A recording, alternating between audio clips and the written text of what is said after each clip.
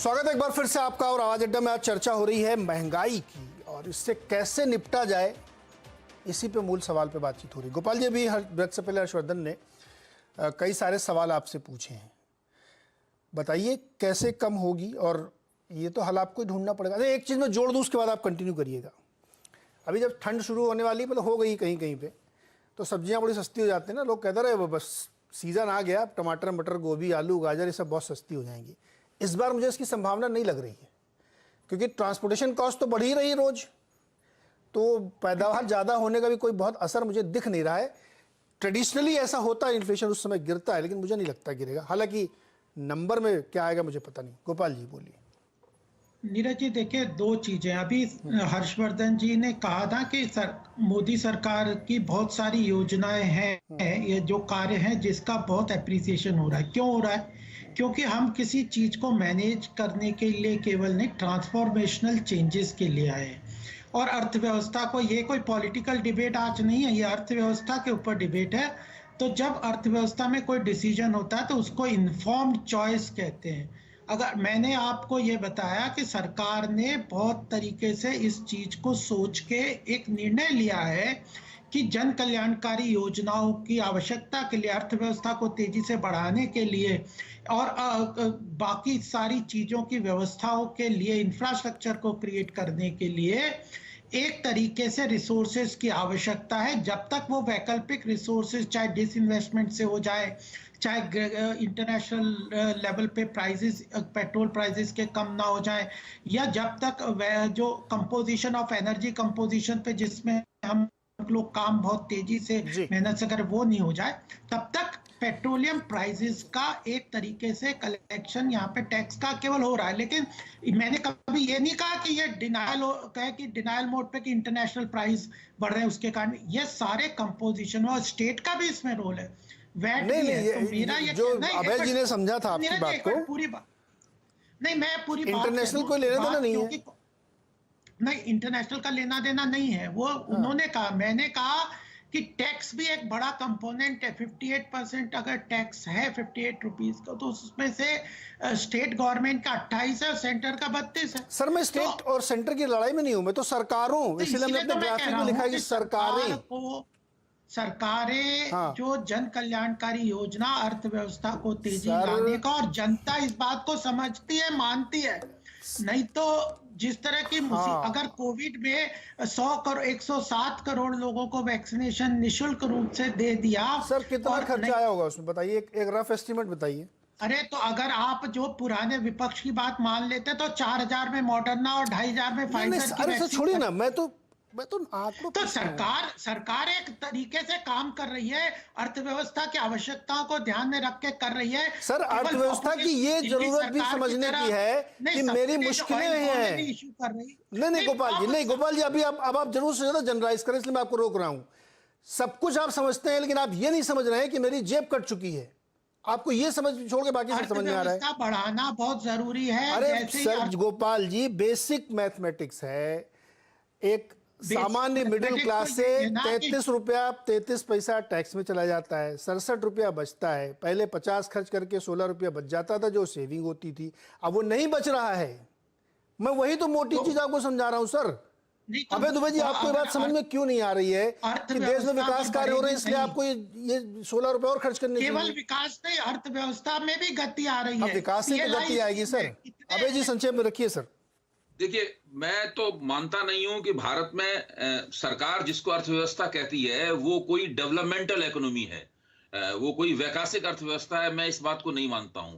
वो basically subsidy देकर सीधे सीधे किसी खाते में 500 रुपए देगा, किसी के में 700 रुपए देगा, किसी को फ्री सिलेंडर देगा, किसी का शौचालय बनवाकर। देखिए, सब्सिडी देकर ये लोग अपने लिए पॉलिटिकली ब्राउनी पॉइंट जमा कर रहे हैं, अपने लिए हमदर्दी जमा कर रहे हैं। सारी की सारी राजनीति और अर्थव्यवस्था का जो रिश्ता है वो सब्सिडी के आधार पर टिका हुआ है। इसीलिए मोदी जी ने चुन के आते ही सबसे पहले जनधन खाते खोल दिए थे, ताकि सीधे सीधे सरकार के हाथ में नहीं है किसी की आमदनी बढ़ा देना। सरकार किसी की एक पैसे की आमदनी नहीं बढ़ा सकती है। सरकार ने ये सारे उपाय धीरे धीरे अंतरराष्ट्रीय न्यू लिबरल इकोनॉमी के दबाव में सारे छोड़ दिए हैं। और ये सरकार ने ये भी इन्फॉर्म चॉइस, को गोपाल जी कह रहे हैं इन्फॉर्म चॉइस, और ये कांग्रेस से लेके अभी तक सब सरकारों की इन्फॉर्म्ड चॉइस है।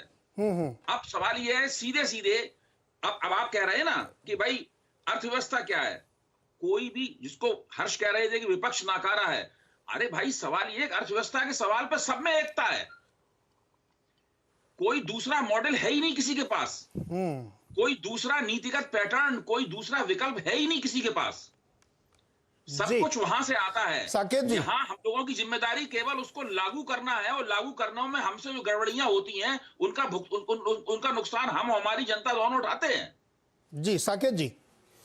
नीरज जी, मैं थोड़ा सा असहमत हूँ मेरे से पहले जो बोले थे सज्जन उनसे। देखिए, शौचालय और जनधन अकाउंट सब्सिडी इकॉनमी नहीं है। शौचालय बनने से आज गांव के लोगों के पास, गांव की महिलाओं के पास जो सुरक्षा व्यवस्था में इंप्रूवमेंट हुआ है, उससे इवेंचुअली हमारे देश में प्रोडक्टिविटी बढ़ेगी। जनधन अकाउंट से जो लीकेज खत्म हुआ है वो बिलियंस ऑफ डॉलर्स की फर्क पड़ा है। तो इसलिए क्लब करना बहुत गलत है, पर दो चीजें जरूर करने की जरूरत है इस समय। सबसे पहले केंद्र सरकार और जो हमारे प्रदेशों की सरकार है, उनको कोविड जिस समय खत्म हुआ था और इकोनॉमी को चलाना था, तब शायद सरकार के खर्चे तुरंत बढ़ाने की जरूरत थी। इस समय उस पर पुनर्विचार की जरूरत है। क्या सबको फ्री बिजली देनी है? क्या सारे प्रोजेक्ट जो हो रहे हैं इस समय, या जो अलग अलग नॉन प्रोडक्टिव काम पे इस्तेमाल हो रहा है, उस पर फिर से कठोर पुनर्विचार की जरूरत है, जिससे अगर वो कम हो जाएगा तो दूसरी साइड भी अपने आप सरकार के पास फ्लेक्सिबिलिटी होगी। दूसरा, सक्रिय रूप से इस समय हमको ऑयल प्रोड्यूसिंग नेशंस के साथ मिल करके, कुछ के साथ स्ट्रेटेजिक डायलॉग करके, कुछ के साथ और चीजों का मतलब मैं बार्टर शब्द गलत होगा, पर और चीजों पे बातचीत करके ऐसा करने की जरूरत है कि जो फ्यूल के दाम हैं हमारे, जो इंपोर्ट के दाम हैं, वो कम हो सके किसी तरह से। क्योंकि इस समय हमें फर्म स्टेप्स की जरूरत है। खर्चा कम करने पे जरूर देखना जरूरी है, क्योंकि अब प्राइवेट सेक्टर को खर्च करने का टाइम आ गया है। वो अपना निवेश करें, अपने बिजनेस चलाएं। उनको चीप फंडिंग मिली हुई है जिससे वो अपना बिजनेस चला सकते हैं। सरकार को थोड़ा सा ड्रॉबैक करने की जरूरत है। और दूसरी साइड पे कहीं ना कहीं हमारे जो बॉटलनेक्स हैं कि मेटल की प्राइस जो बढ़ रही है, जो मेन कमोडिटी प्रोड्यूसर्स हैं, ऑस्ट्रेलिया के साथ अगर हमारी बहुत अच्छी रिलेशनशिप है तो उसके साथ डायलॉग की जरूरत है इस समय। कोल पे, ओपेक के साथ ऑयल पे, गैस पे, रशिया के साथ गैस पे, उससे फर्क पड़ सकता है। सर साकेत जी, चूंकि हमने हमारा जो गोपाल जी स्वयं कह रहे हैं कि इंटरनेशनली तो हमने उतना एडजस्ट किया नहीं, हमने तो प्राइसिंग इंटरनेशनली है हमारी, डीजल की कॉस्टिंग हम वैसे ही करते हैं, लेकिन बाहर घटने बढ़ने से हमने यहाँ कम किया, हम तो और टैक्स बढ़ा लेते हैं उसमें, तो वो लेवल हो जाता है। सवाल यहाँ पे ये है, तारलोचन जी, आप मुझे जब फैक्चुअली ये बताइए कि कितनी बार आप अब तक ट्रक की भाड़े बढ़ा चुके हैं, हाइक ले चुके हैं, और क्या अब आप बिल्कुल जो कॉस्ट है आप उसके हिसाब से भाड़ा करके बैठे हुए हैं? देखिए नीरज जी, हमने जो भाड़ा बढ़े भी हैं, कोई भाड़ा बढ़ाया नहीं जाता, भाड़ा डिमांड और सप्लाई के ऊपर है। लेकिन जो भाड़े हमें बढ़कर भी मिल रहे हैं वो हमारे लिए फ़ायदेमंद नहीं है। जितना हमारा एक्सपेंसिव बढ़ गया है, क्योंकि डिमांड, जब इन्फ्लेशन होता है डिमांड कम हो जाती है, तो उसके हिसाब से हमारे भाड़े आज भी कम है। तो जहाँ ट्रांसपोर्टर नुकसान उठा रहा है, और गोपाल जी बैठे हैं, मैं एक बात पूछनी चाहता हूँ कि जब कहीं पर इलेक्शन होता है किसी स्टेट में, तो वहाँ पर 3-3 महीने आप डीजल नहीं बढ़ाते, तब वो सरकारें भी चलती हैं, उनकी अर्थव्यवस्था भी संभल जाती है। और इसके अंदर सेंटर ही नहीं, मैं स्टेट्स के लिए भी बोल रहा हूँ कि इसमें कोई भी, सब लोग आंख बंद करके बैठे हैं, कोई ट्रांसपोर्ट सेक्टर की तरफ ध्यान नहीं दे रहा, किसी ने भी अपना वैट जानते हो ना कि स्टेट गवर्नमेंट ने कुछ किया हो हमारे लिए। तो मैं समझ रहा हूँ कि सरकारें चाहे सेंटर की हों चाहे स्टेट की हों, आज उनको सबसे आसान यही तरीका लग रहा है। लेकिन मैं अपनी तरफ से अपील करना चाहता हूँ और सरकार के पास ये बात पहुँचाना चाहता हूँ कि जो सेक्टर सबसे ज़्यादा रोजगार देता है, जो सबसे ज़्यादा टैक्स दे रहा है आपको, जो आपके रोड बनाने के लिए रात दिन, और आपको कोविड के टाइम में जिसने आपकी सप्लाई चेन टूटने नहीं दी, रात दिन ड्राइवर्स ने उस कोविड के पीरियड में भी काम किया, तो उस सेक्टर की आप एक भी बात नहीं सुन रहे। लगातार हमारी एसोसिएशन सेंटर के साथ और स्टेट के साथ अपनी प्रॉब्लम्स को लेकर बात कर रही हैं, लेकिन मैं समझ रहा हूँ कि पिछले 5-6 साल में सरकार ये जरूरी नहीं समझती, कि वो सोचते हैं कि जो हमारा फैसला है वो ठीक है। कोई एसोसिएशन को कोई दिक्कत है उसमें उनकी कोई दिलचस्पी नहीं है।